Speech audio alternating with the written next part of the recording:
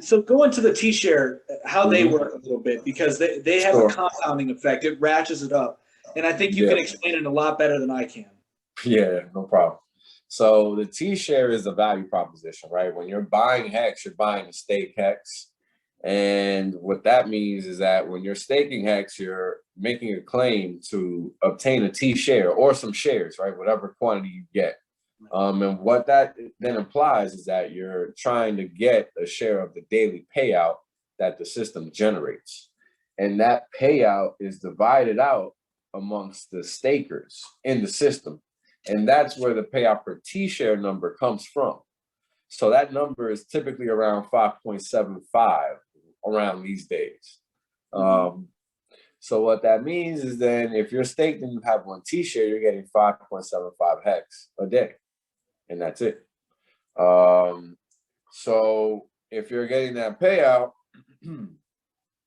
then that means at some point that stake is going to end. And when that stake ends, what happens is that the system calibrates how much you've made during that time. And then the system adjusts what you can earn on your second go around because you already earned. And you can't get more than somebody that's entering at that point in time because you already earned. So it keeps it fair, right? And then here's the thing: the way it does it is mathematical. It takes into account what you've already made. So it's literally calculating what you've earned and making it fair so that the next guy doesn't earn more than you, but you don't earn more than him either, because it's all mathematically defined.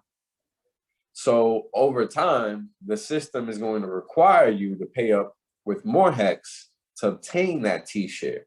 And that is called the T-share rate. And that is defined by a specific quantity of hex. And that changes over time.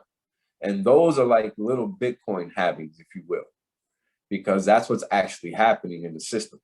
So while the system of hex doesn't have a clock on how many halvings it's going to have, it's going to constantly have, which is why you get this explosive price growth versus everything else, because it's literally designed by default to do that.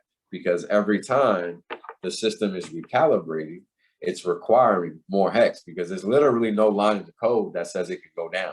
So it can only go up.